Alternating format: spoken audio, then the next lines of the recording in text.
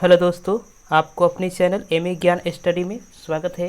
तो चलिए दोस्तों, आज के इस वीडियो के तहत हम आपको बहुत ही इम्पोर्टेंट क्वेश्चन है जो मैथ के क्वेश्चन है, ऑब्जेक्टिव क्वेश्चन है, वीवीआई ऑब्जेक्टिव क्वेश्चन है और बहुत ही इम्पोर्टेंट ऑब्जेक्टिव क्वेश्चन है। अति महत्वपूर्ण ऑब्जेक्टिव क्वेश्चन आपके सामने हम लेकर आए हैं।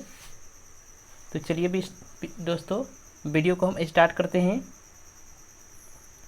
पहला क्वेश्चन आप स्क्रीन पर देख सकते हैं। बोल रहा है कि एक घात वाला बहुपद कहलाता है, यानी यह बोल रहा है कि जिस बहुपद का घात एक होता है उस बहुपद को क्या कहते हैं।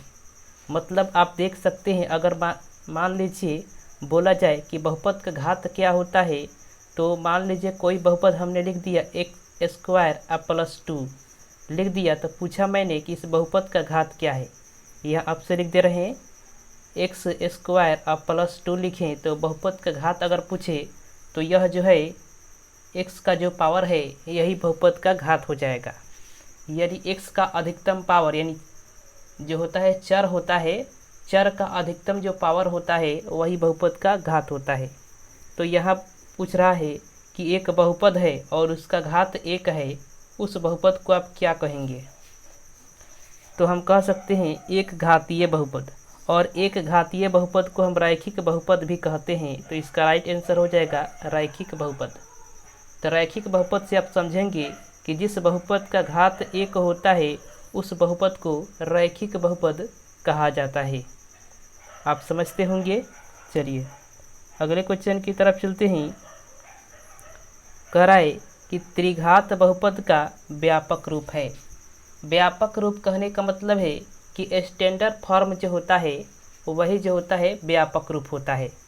अब हम आपको एक बात बता दे रहे हैं कि व्यापक रूप लिखने के लिए क्या करते हैं। तो त्रिघात बहुपद बोला है ना, तो x का q लिख दीजिए, x का q लिख दीजिए और फिर प्लस आपको बोला है त्रिघात बहुपद, फिर x का स्क्वायर लिखिए। उसके बाद से स्क्वायर के बाद क्या आता है, x का पावर 1 आता है और x का पावर 0 आता है। यही आता है स्टैंडर्ड फॉर्म। इसी प्रकार से लिखा जाता है। यहाँ x का q है, यहाँ a लिखिए, यहाँ b लिखिए, यहाँ c लिखिए और यहाँ d लिखिए। इसी का कैलकुलेशन करके आप निकाल लीजिए। यानी यह क्या हो जाएगा, ax q plus bx square plus cx plus d हो जाएगा। यानी ऑप्शन नंबर देखिए बी, ऑप्शन नंबर बी जो है सेम दिखाई दे रहा है। इसी प्रकार से आपको क्या करना है, किसी बहुपद का व्यापक रूप ज्ञात करना है तो ज्ञात कर सकते हैं। यहाँ त्रिघातीय बहुपद पूछा है ना, तो त्रिघातीय बहुपद का व्यापक रूप ज्ञात करने के लिए आप क्या किए कि x का q यानी 3 घात वाला पहले जो चर है उसको लिखा आपने।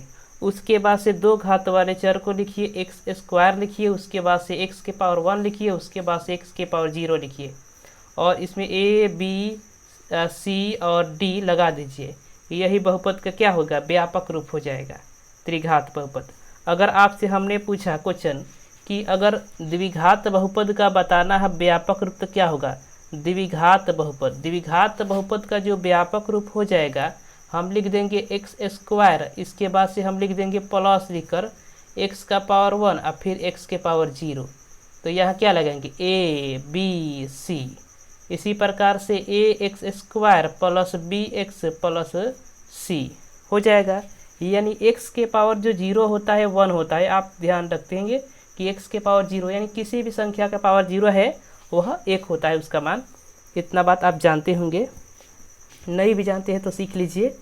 चलिए इतना बात आप समझ गए होंगे कि किसी भी बहुपद का व्यापक रूप ज्ञात करने के लिए आप क्या करेंगे, उस बहुपद का जो घात पूछा है ना, सबसे बड़े घात को लिखेंगे, उसमें एक घटा कर लिखेंगे, फिर उसमें एक घटा कर लिखेंगे और जब तक 0 ना आए तब तक लिखते जाएंगे। उसके बाद से ABCD लगा दीजिए। अब लगाने के बाद जो आएगा वही व्यापक रूप हो जाएगा। आप समझते होंगे। चलिए अगले क्वेश्चन की तरफ चलते हैं। बोल रहा है कि 4x square minus 4x plus 1 के मूलों का गुणनफल होगा। यानी आपको एक बहुपद दिया है, इतना पूछ रहा है कि इसका मूल अगर अल्फ़ा बीटा अगर हम मान लेते हैं, अल्फ़ा कमा बीटा, तो इसका गुणनफल का मतलब हो गया अल्फ़ा इंटू बीटा का मान कितना है। तो अल्फ़ा कमा बीटा मानते हैं तो अल्फ़ा इंटू बीटा क्या होता है, अचर पद सी और बटा ए। ये क्या होता है, एक्स स्क्वायर का गुणांक होता है। तो सी बटा ए होता है ना, सी का मान कितना है 1 है, और ए का मान यहाँ देखिए ए का मान 4 है तो 4 लिखेंगे। अल्फ़ा इंटू बीटा यानी गुणनफल कितना आया, 1/4 आया। ऑप्शन नंबर सी इसका राइट आंसर हो जाएगा।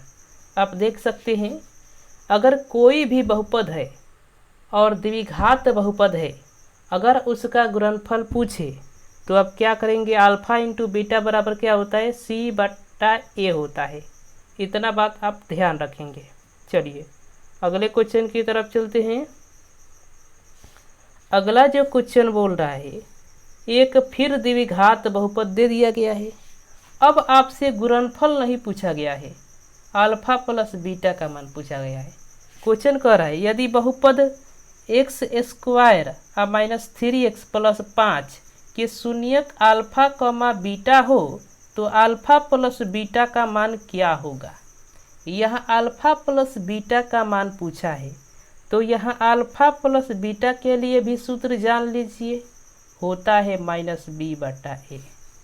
माइनस बी बटा ए होता है, तो माइनस जैसे के तैसे हम रखेंगे सूत्र से, और माइनस 3b के जगह पर है तो माइनस 3 रख देंगे। अब यहाँ a के जगह पर क्या है, यानी एक्स स्क्वायर आप देख रहे हैं उसके आगे कुछ नहीं है तो 1 लिख देंगे। अब यहाँ देखिए यहाँ माइनस और माइनस प्लस हो जाएगा तो बनकर कितना आएगा, 3 आएगा। अल्फ़ा प्लस बीटा का मान हमको 3 मिला, यही हमको ज्ञात करना था। ऑप्शन नंबर ए देख सकते हैं, ऑप्शन नंबर ए इसका राइट आंसर हो जाएगा। Alpha plus beta is equals to 3। इतना बात आपको ध्यान रखना है। चलिए अगले क्वेश्चन की तरफ चलते हैं। अगला जो क्वेश्चन बोल रहा है बहुत इम्पोर्टेंट क्वेश्चन है। यह पूछ रहा है बहुपद Y square minus 6y plus 8 बहुपद का घात है।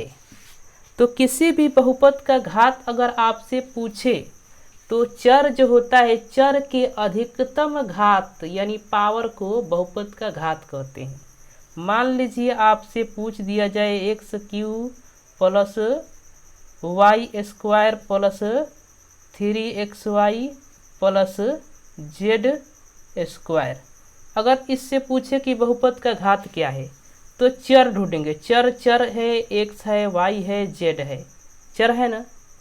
अब इस चर में सबसे अधिक घात कौन है, सबसे अधिक घात 3 है, तो 3 हो जाएगा इस बहुपद का घात, यानी इस पूरे बहुपद का घात कितना हो जाएगा, 3 हो जाएगा।